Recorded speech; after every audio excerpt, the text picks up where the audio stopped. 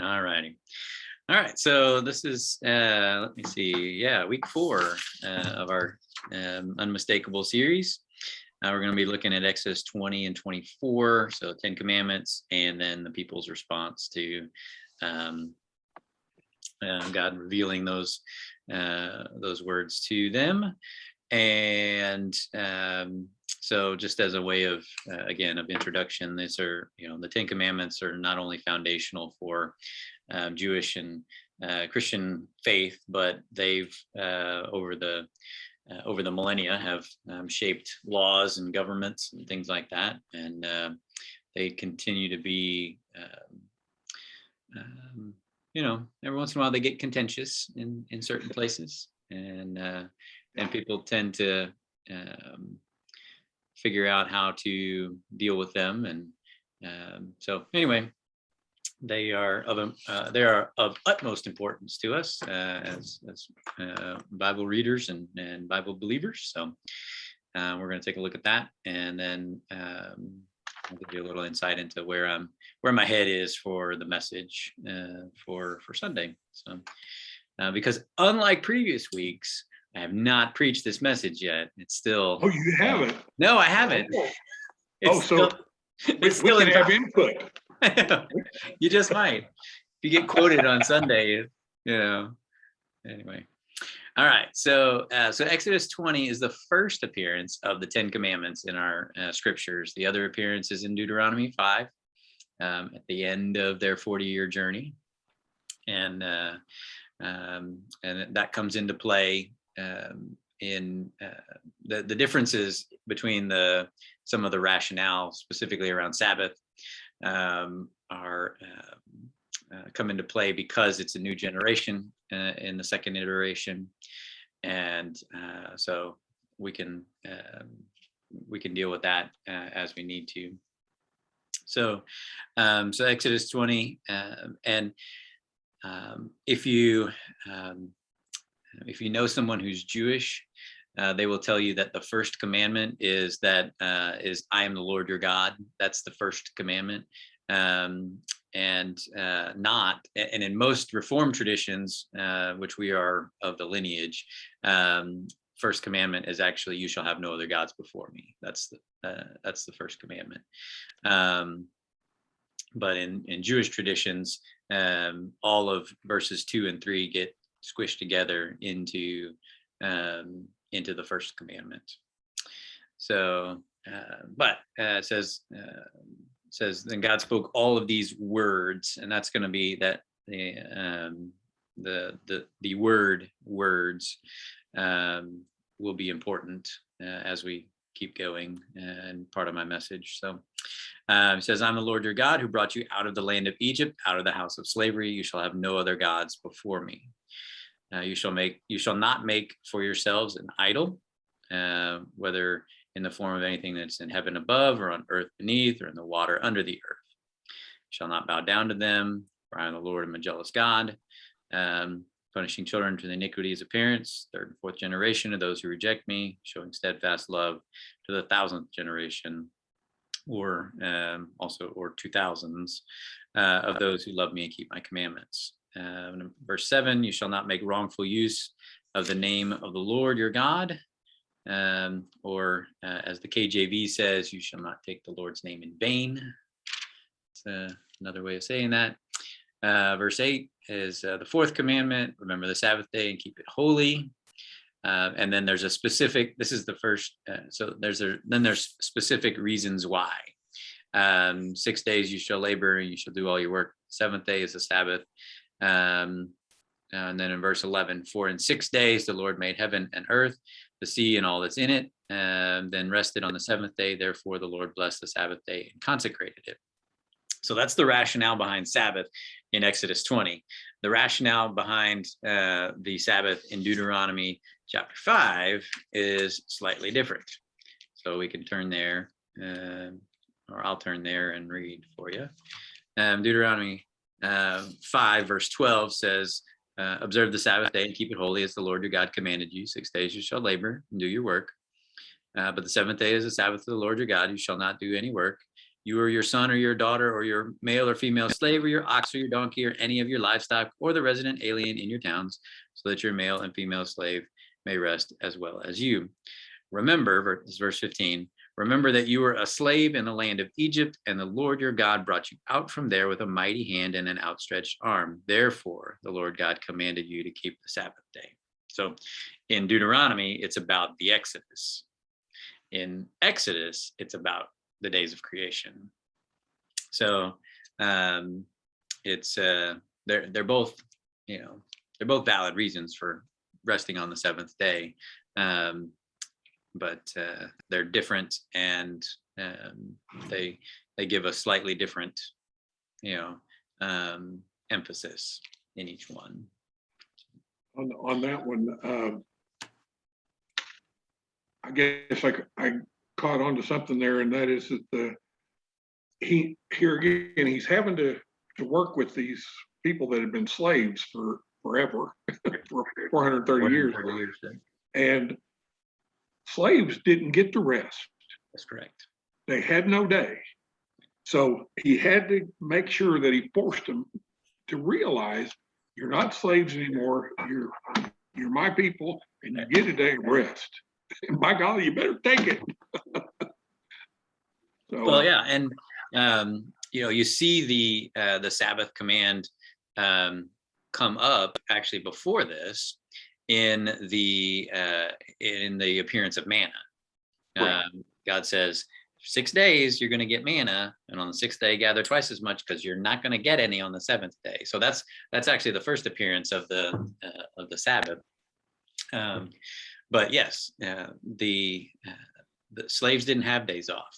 They worked all 7 days. They worked all the time. And so he's reshaping the people to be a people who, have this rhythm of work and then rest, work and then rest. And in Exodus 20, it's modeled through the days of creation. So 6 days of work to create, and then a seventh day of rest. And if you go back to the creation story, and I don't know if I said this before or not, or I know I heard it somewhere, but if you go back and you read the days of creation, it's not that God is working 24 hours a day for 6 days and then finally crashes at the end, but there's even a rhythm every day of, there was evening, there was morning, day one, so there's a rhythm there that is put forth to the people, where you work while it's light and you rest while it's dark. And then with the invention of electric lights and things like that, we just totally got that screwed up. So because we can make it light all the time now.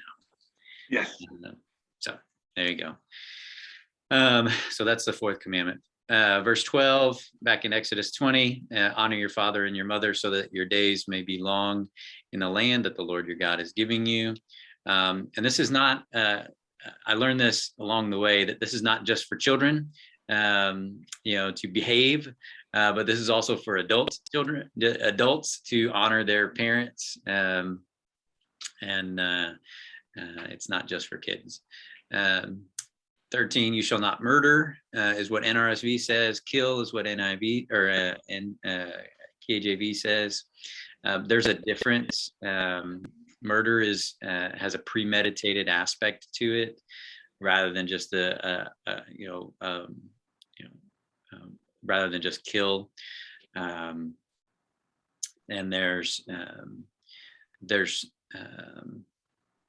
so if you read Exodus 21, I mean, my eye just glanced right over here to verse 12. It says, whoever strikes a person mortally shall be put to death. If it was not premeditated, but came about by an act of God, then I will appoint for you a place which the killer may flee.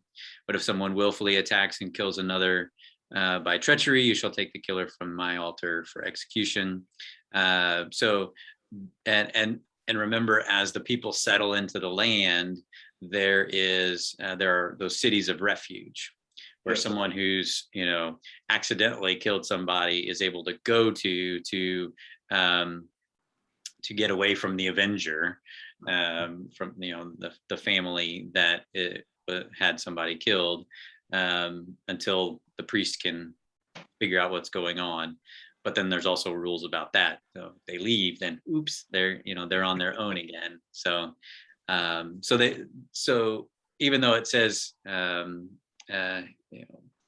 even though it's whether it's kill or murder, I think murder is really what the word in the original language is leaning towards. There's this premeditated slant to it. There's provisions for protection for people who either are falsely accused or or it was an accident kind of thing, manslaughter kind of things. So, Okay. all right. 14, you shall not commit adultery. 15, you shall not steal.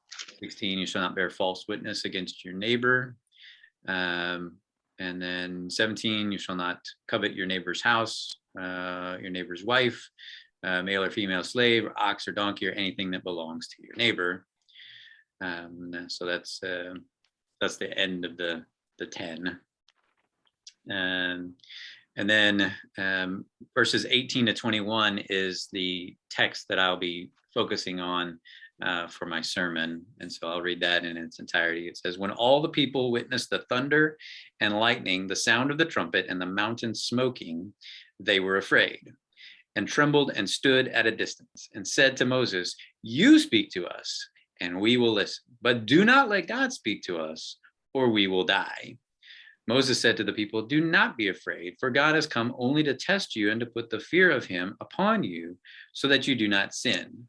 Then the people stood at a distance while Moses drew near to the thick darkness where God was.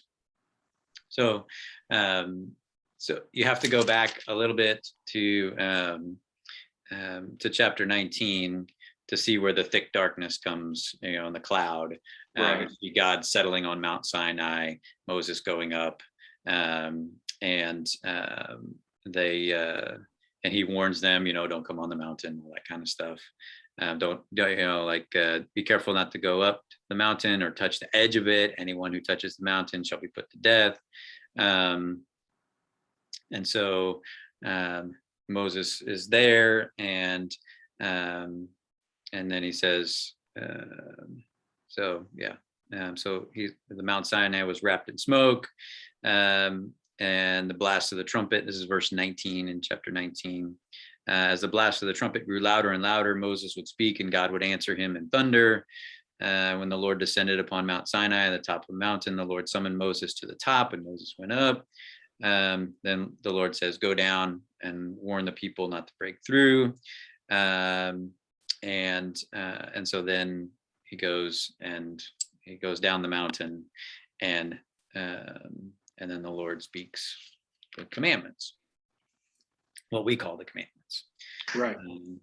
So that's why they are hearing thunder and lightning and trumpets. So that's the context for that. And if you were standing next to a mountain and there was this giant cloud and thunder and lightning and trumpets and all this kind of stuff, you'd probably be a little nervous about that as well. Yes, indeed. So, I mean, it seems rational for the people to be a little afraid of all of that. So, yep. All right. So then we jump to chapter 24, and there's interesting laws in 21, 22, and 23. But then we get to chapter 24, and we open with the blood of the covenant, because the 10 commandments are often they're the opening of the covenant here, the written covenant, because eventually they'll get written down on the stone tablets, and they'll eventually get thrown down at the people and broken, and then Moses will have to trek back up and get them again. Anyway, we'll get there in a week or so. Okay.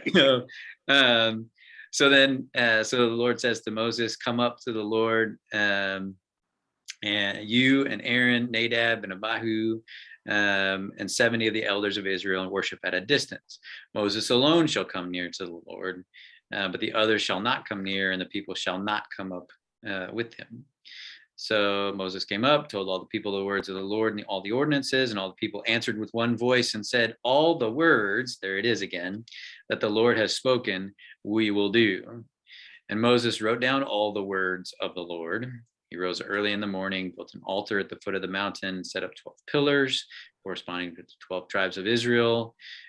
He sent young men of the people of Israel, offered burnt offerings, and sacrificed oxen as offerings of well-being to the Lord. Moses took half the blood and put it in basins, and half the blood he dashed against the altar. Then he took the book of the covenant. So this is all the laws that he'd just written down, and read it in the hearing of the people, and they said, all that the Lord has spoken, we will do, and we will be obedient. Moses took the blood and dashed it on the people now. And he said, see the blood of the covenant that the Lord has made with you in accordance with all these words. So Moses has written down the commandments, the covenants. He's written it all down, and now they've had this offering of oxen, and half the blood is dashed against the altar to purify it. Then he dashes the blood on them to combine them together. And so now they have joined together in this covenant. Remember, typically when a covenant is cut, that's the word, the original language, covenants are cut. So there's blood that's spilled. So in this case, it's oxen, and that blood is distributed to the different parties, and so it's splashed on the altar where the sacrifice was made, and splashed on the people who are making this sacrifice, and that brings the people and the Lord together. So then the rest of the chapter back. So Moses and Aaron, Nadab and Abihu, and the 70 elders, they go up the mountain again, and they saw the God of Israel. And it says, under his feet, this is verse 10, there was something like a pavement of sapphire stone, and like the very heaven for clearness. It's this weird image, it reminds me of Revelation, where it's like, the streets were kind of like gold and kind of like lapis lazuli, which is another way to say sapphire, some kind of blue stone, clear stone, I don't know. God did not lay his hand on the chief men of the people of Israel. Also, they beheld God and ate and drank. The Lord said to Moses, come up to me on the mountain and wait there, and I will give you the tablets of stone. So here we go for the law and the commandment, which I have written for their instruction. Moses sets out with Joshua. They go up the mountain. The elders, he says, wait until we come for you. Aaron and Hur are with you. Whoever has a dispute may go to them. This will come back to bite them, but anyway, he'll send them to Aaron and Hur. Moses goes up the mountain.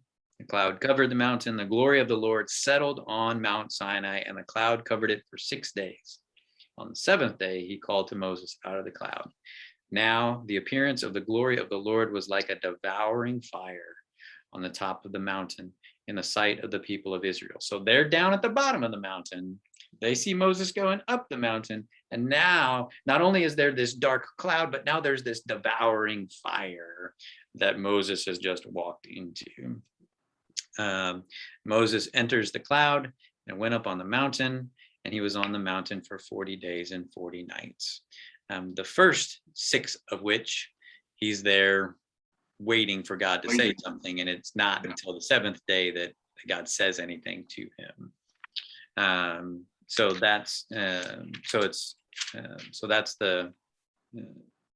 there's this up and down the mountain.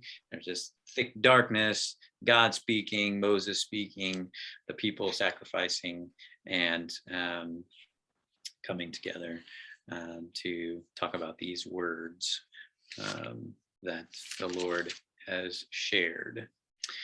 I'm reminded of a thing in college, how long you had to wait in class if a teacher didn't show up. If it was a full professor, you were there all hour. Well, I think we were beating the full professor time here with Yeah. staying for 6 days before he showed up. So, Right. Right.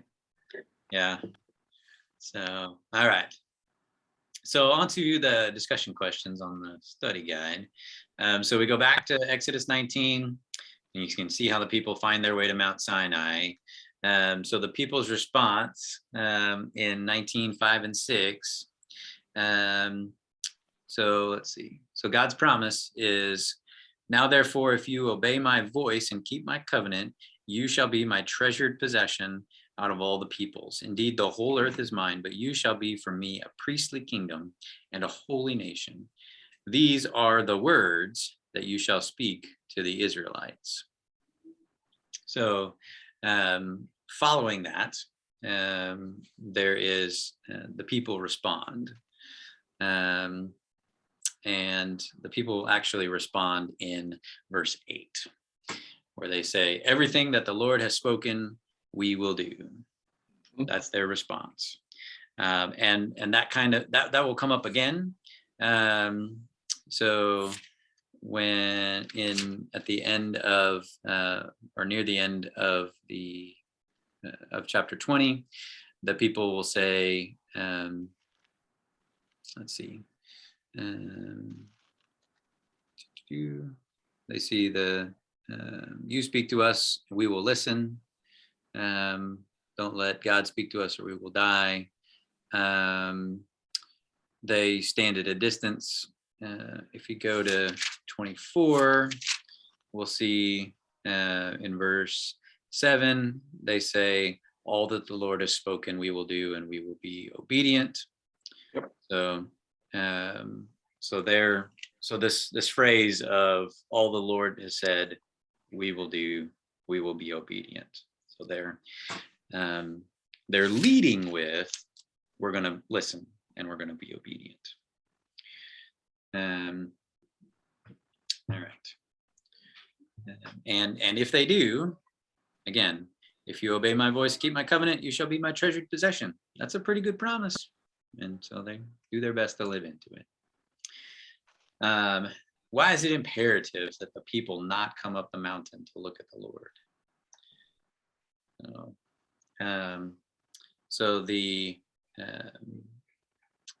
people, this is where the whole, I think this is where the whole, if you come up or if you look upon the Lord, if an ordinary person looks upon the Lord who hasn't been called up to do that, they will die. So their response at the end of the Ten Commandments, where they don't even want to hear God's voice because they feel like he's going to kill them. And then they even pull back. They stand at a distance. It says it twice that they stood at a distance. They're like, you speak to us, we'll listen. So if you hear from God and then you tell us, that'll be good. But we don't want to hear God's voice because then we might die. So it's not even a matter at this point of even, seeing God whatsoever. It's the idea that just hearing his voice might even be the end of them. But, again, there's several warnings in chapter 19 about not coming up the mountain. Don't come up the mountain, tell them to stay there. Don't even touch the mountain. Like, don't get close. Don't come near the cloud. So verse 12, be careful not to go up the mountain or to touch the edge of it, because anyone who touches the mountain shall be put to death. No hand shall touch them, but they shall be stoned or shot with arrows, whether animal or human being, they shall not live. When the trumpet sounds a long blast, they may go up the mountain. So anyway, so there's this idea that if they go up the mountain, it's not going to end well. Yep. So, all right. So then number 3 is, what are the first 4 commandments? So you can walk through that. No other gods, no idols, don't make wrongful use of the name of the Lord, and keep the Sabbath. Those are the first 4 commandments in our delineation of the commandments. I was going to say, I didn't realize as I was reading through some information that the Catholics have different commandments than these. right. In the one about no idols, they don't even talk about it. They just split number 9 into 9 and 10. Yeah. It's I slide didn't right know by. that. Mhm. Yeah, well, because the church of the Catholics, they have a lot of idols around. They do. I mean, they have the statues and the icons and Statues, all that kind better. of stuff, Yeah. and that's um, a lot of um, a lot of animosity between Catholics and Protestants as the Protestant Reformation was happening was around that issue, Oh. that very issue. Oh, They were called iconoclasts. They did not like that there were icons, that there were images of saints and or even Jesus and Mary and all that kind of stuff. And so there were in Europe, there were Catholic churches that were just ravaged and destroyed. Stained glass and icons and all that kind of stuff that were just beautiful pieces of art that were destroyed by people who thought that that was idolatry. So there's a lot of European history that has roots in that. yep. Okay. But they all have what they have in common is that they are all focused on our relationship with God. So those are vertical. The way that I refer to it is those are the vertical commandments Okay. between us and God. So, all right. And number 4, given the last 430 years of life in Egypt, why is commandment 2, which is verses 4 to 6, so important for the people of Israel? This is a good conversational question. And again, because they come out of a religious society that had idols for everything. They had graven images and carved images and statues and pictures and all kinds of things of all of their different Egyptian gods. The reality of it's a direct counterpoint to the Egyptian religious life here, to say there is one God and none of these other things that you've seen are God. They're all made by hands and therefore they are unworthy of being praised. And so when it talks about in the form of anything that is in heaven above, on earth beneath, or in the water under the earth, it's basically everything. That's the poetic way of saying everything. Yep. And you shall not bow down or worship them, for I, the Lord your God, am a jealous God. Again, punishing children for the iniquity of parents to the 3rd and 4th generation of those who reject me, but showing steadfast love to the 1,000th generation of those who love me and keep my commandments. And there's some, there's a whole, what does that mean about punishing children for parents' sins and that kind of thing. There was a commentary I read that looked at that more as that if a parent was an idolater, then they were more likely to teach their children to do that, and therefore then that would get passed down generationally. So it's but then it kind of, if you take that, that's one way to look at it, but then they kind of took the other side of, like if you're the child of an alcoholic parent, are you going to get punished because your parent, because your dad couldn't control drinking or whatever? is that your fate or whatever? And so they kind of sort of, meandered around that. It's like, Yeah. no, that's not your deal. It may have ramifications for you, depending on, how severe those kinds of things were. Right. But and it doesn't mean it doesn't affect you, but it doesn't mean it has to be, it doesn't mean that's a punishment, from God for you forever. Okay. But there's the other thing it said is like, 3 or 4 generations versus thousands of generations. The vastness of Yes. vast difference between those two things is really what they're getting at. Is unfaithfulness is going to get punished, but faithfulness is going to get rewarded, and beyond measure. So all right, so again, because they've just come out of Egypt, they need to have this sort of drilled in their head that Yes. Yahweh is the one God, one true God, and His name is above all other. And this is, remember Passover, remember Red Sea, remember, all these things: manna, quail, water, all that. So it's going to be important as they become the people of God. Okay. All right. We talked a little bit about the Sabbath rationale, and comparing it to Deuteronomy 5, and so you can have some conversation around why they believe those things are different. Some of it, again, the days of creation is that initial rhythm of life.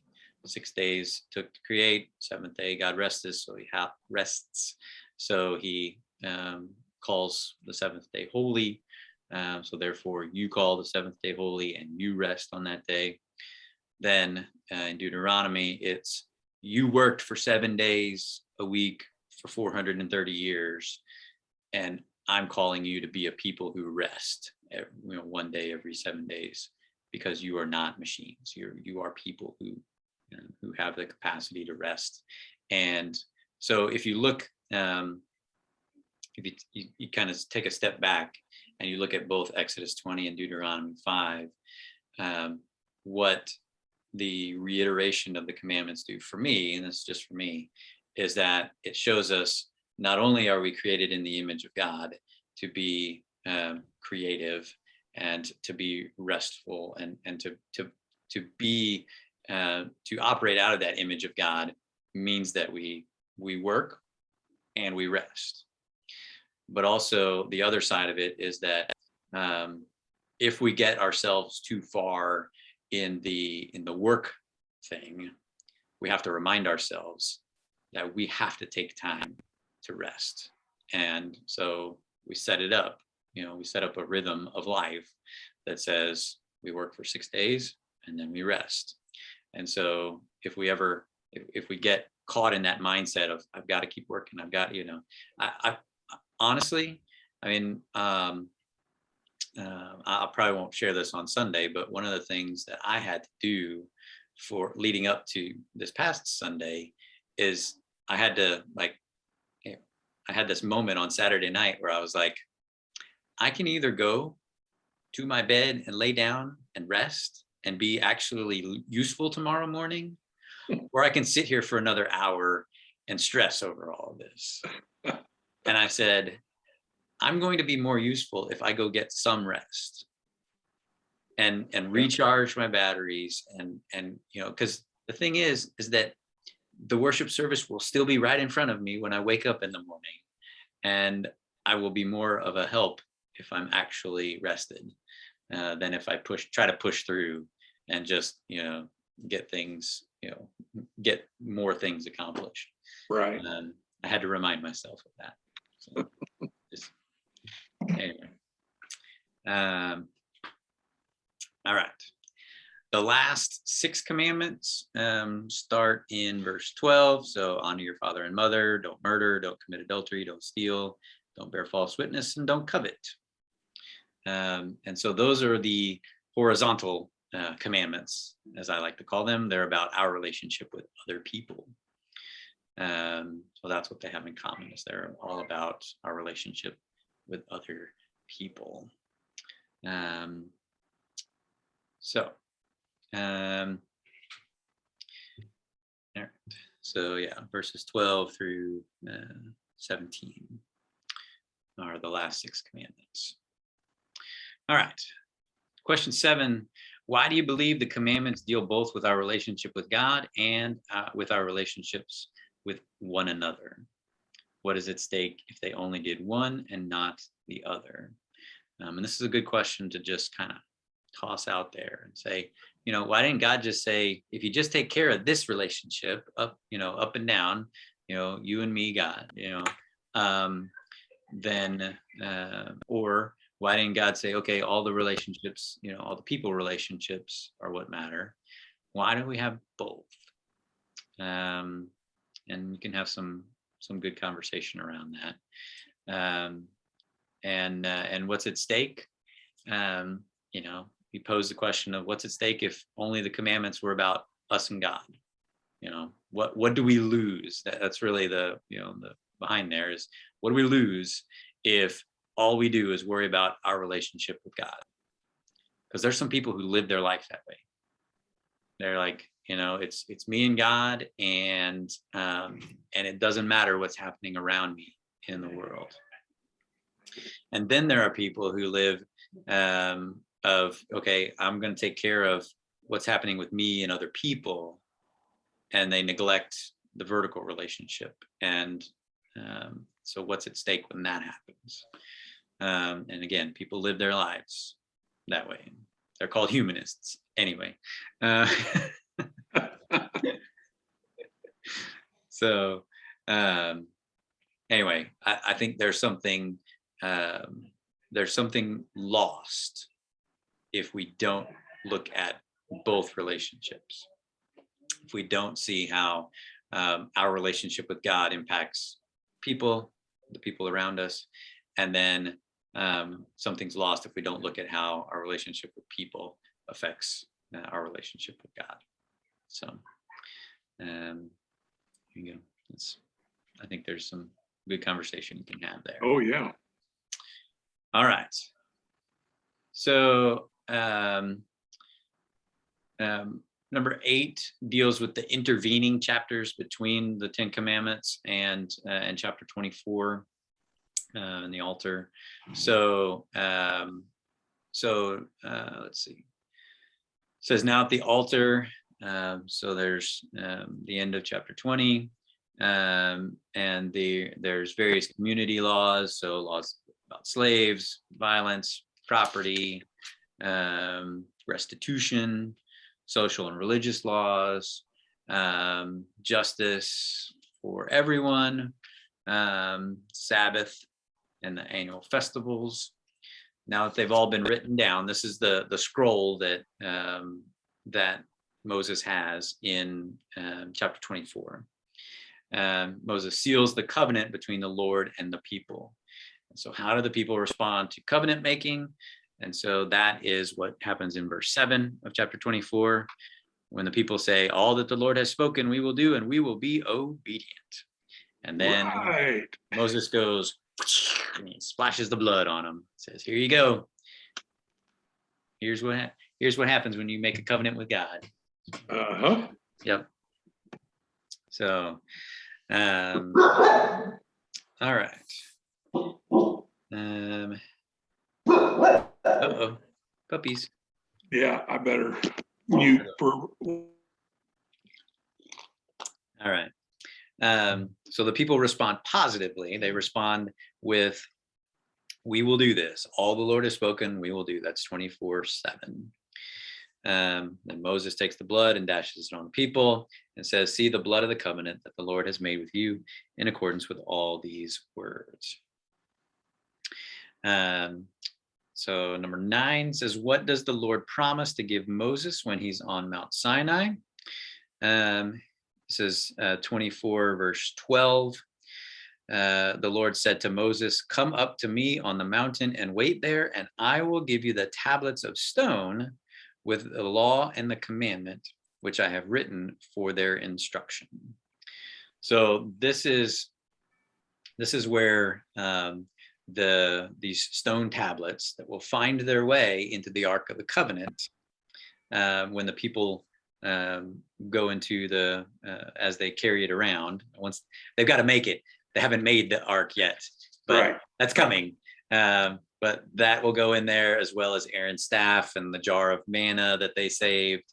All that will go into the Ark of the Covenant, and then that will eventually wind its way in about 500 years to the temple once Solomon builds that. So he promises to give him these stone tablets with the covenant on it. Question. Yes. This is the first time I guess I've noticed that it talks about the law and commandments on the tablets. Now, are we talking something different, or are we talking two different things, the law and the commandments? Are we talking about all of this other? I'm trying to figure out what the law part of this is.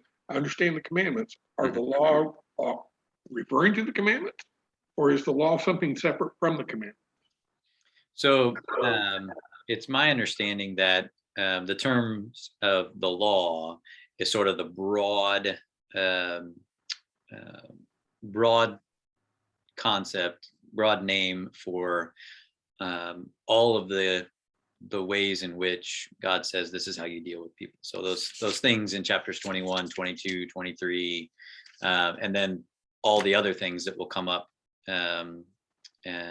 about how to deal not only with God but with people as the Torah continues to unfold. So again, Torah, in the Jewish mindset, the first 5 books of the Old Testament, our Old Testament, are commonly referred to as the books of the law. So that they're taken as a unit. But there's 613 laws within the Torah. And so at this point, they haven't all been, I don't know exactly what's all written, when he says, I'm going to give you all this, I don't know exactly what that means. And again, different, depending on your biblical criticisms, angle, these things in Exodus 24 are written down from a later perspective, looking back on what took place. So yes, they may have been writing down all 613 of these things and gathering them, or just encapsulating them. One of the things about the 10 Commandments that I think that people today need to keep in mind is that they are broad enough to encapsulate all the things that we need to know and do. Like if we filtered our life through those 10 things, then pretty much I would say all of the 613 specific laws that are made in the Torah would be kept. Those 613 might be the sort of the drill down on these broader ones that like you talk about, if you go to, I don't know, not murdering. Okay, well, obviously the surface level is, you don't intentionally take somebody's life, but then there are laws dealing with what do you do when it's accidental? What do you do? How do you keep from, having somebody else commit murder because they committed murder? And, so there's these ancillary things. And so, so I've got my books of discipline back here for the Methodist Church, and I have one. I have one over on the shelf you can't see over there, but one of the things that you notice about the Book of Discipline, which is essentially a law book for the United Methodist Church, is that over the years, we don't take them away, we add to them. They just get larger and larger, to the point that, so this is 2000, 2004, 2008, and then in 2012, they made it skinnier by shrinking the type size and making the pages thinner. They didn't take anything out. They just made the type size smaller and the pages thinner, so they tear easier when you turn them too quickly. Anyway, so I guess I had always assumed that the law was on scrolls versus tablets, and commandments were on the tablets, but right. it doesn't matter. It was just caught me off guard when I read that. Sure. So. No, and you probably won't be the only one who goes, hey, wait a minute. So again, we sometimes use them interchangeably, but there's a sense that the law is the broad term, and the commandments are specifically the ones that we look at as the 10. But then you can also use that term in a broad sense as well. So there you go. All right, number 10. How long does Moses spend on Mount Sinai in the cloud before the Lord speaks to him? 6 days. 6 days. 6 days, just kind of hanging out, going, All right. And so how long is Moses on the mountain with the Lord? He's on there for 40 days total. So 6 days all by himself, and then 34 days where he is with the Lord. You just kind of, that whole 40, the number 40 is important in the biblical tradition. 40 years in the wilderness, 40 days on the mountain. Jesus spends 40 days in the wilderness before beginning his public ministry, where he's tempted. 40 days of Lent, all this kind of, just 40 is a popular number. It has to do with, at least biblically, it has to do with preparation. It has to do with the idea of preparing yourself. So, and at the end of these 40 days, then Moses comes down with the laws, right about the time that the people are going, hey, we don't know what happened to this guy Moses. So they build a golden calf, and there's that whole thing. So, all right.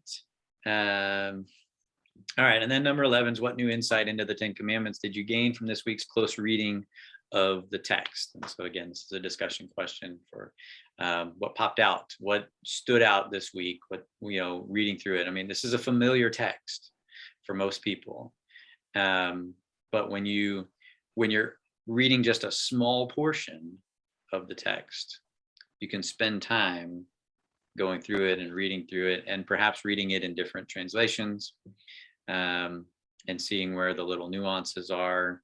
And when you're and I'm going to kind of I think I'm going to talk about this a little bit in my message, talking about the idea of let's see,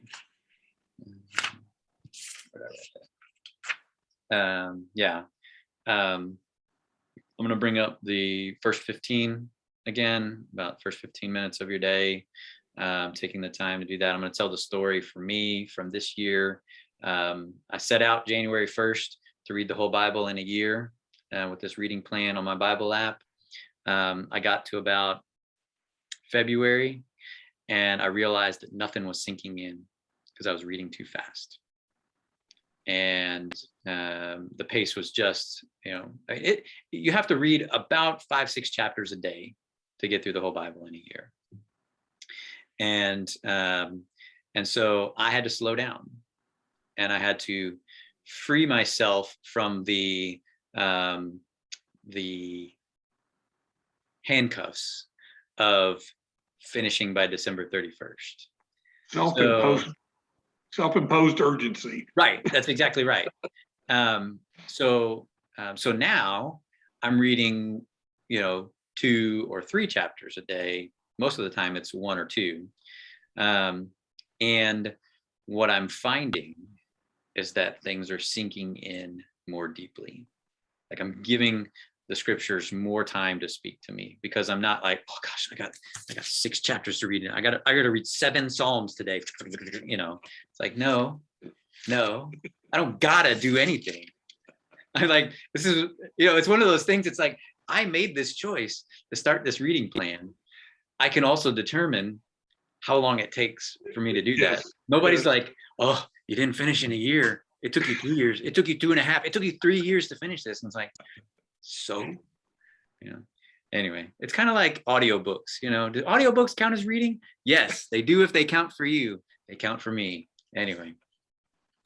But I'm going to talk about this idea that in hearing and obeying, you have to you can't obey if you don't hear, and you can't hear if you are just skipping across the surface. Like I couldn't hear from the Lord when I was trying to read 5 or 6 chapters in scripture a day, because there was just so much being sent in that none of it was sticking. Yep. And so anyway, but I'm going to talk about the first 15, sort of having the, I'm going to try to figure out how to use this sort of soil impact of, like if you got hard packed soil and you just pour water on it, it's going to stay on the surface for a while, and it may get just a little bit down. But what you have to do is keep turning the soil. You got to get in there and dig around and loosen the soil. And that's what the first 15 does, is it loosens the soil.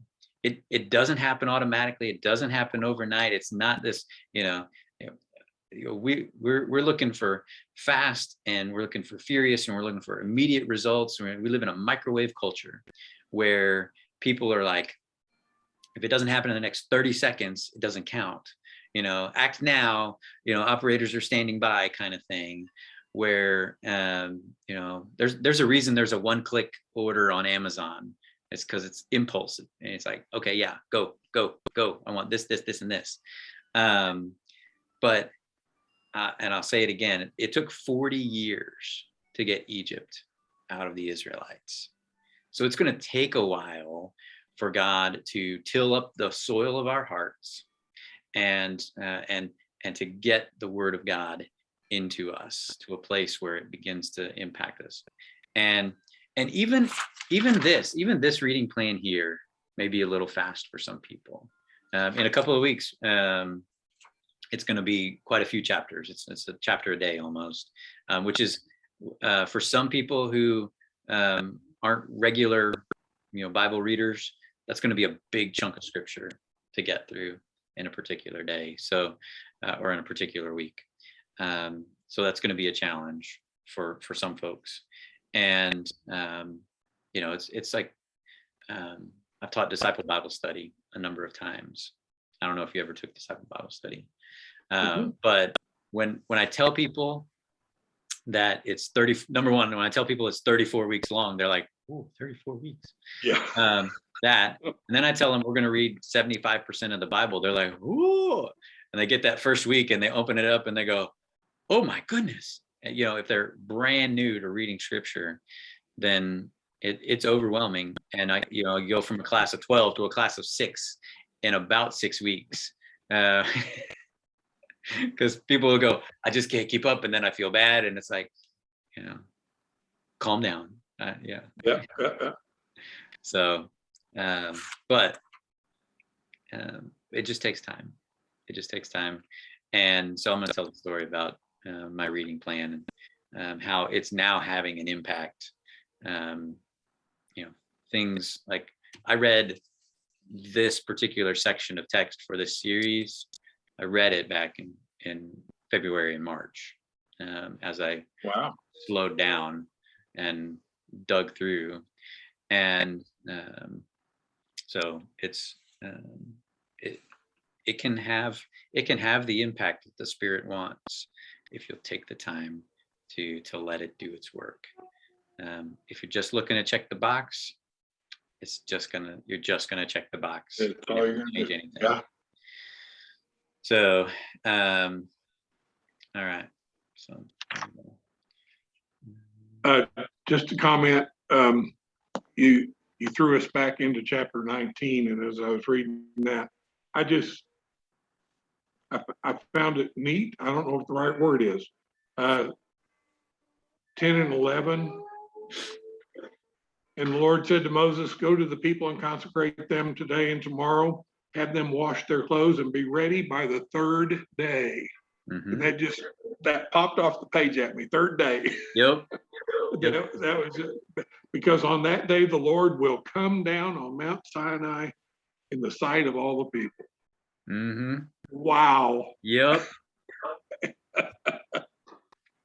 I love it when plan comes together. Right? Right? Talk about foreshadowing. Come on now. Yeah. Yeah. Uh-huh. All righty. Very good. All right. Well, any other questions you have? I don't believe so. Okay.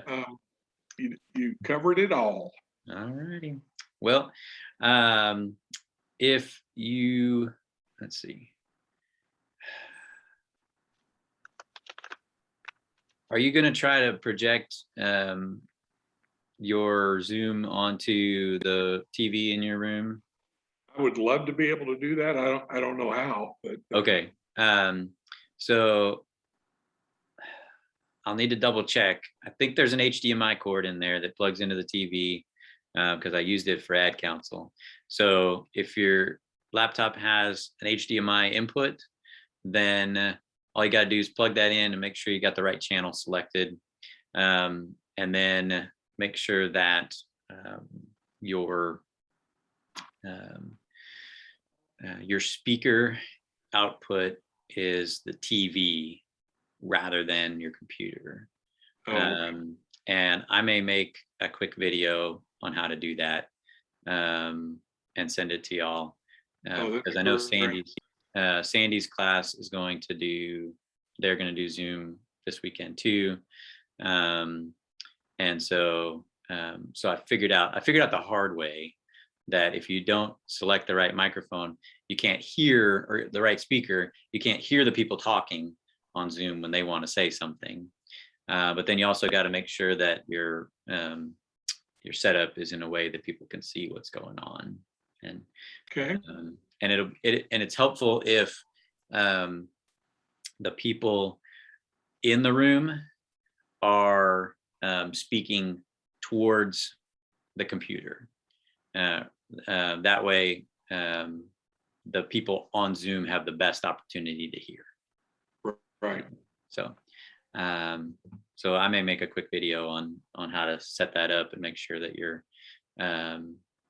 you've got the right settings so that you can hear them, folks who are online, and then that the people online can see into the room the best. That would be great. So, all right, I will work on that this week. Okay. Because we're already open, so it's not like I'm rushing around to get that stuff done. Yeah. Yay! Yay, we're open. Very cool. All right, Gary, appreciate you. Appreciate everybody else. If you have any questions, give me a shout.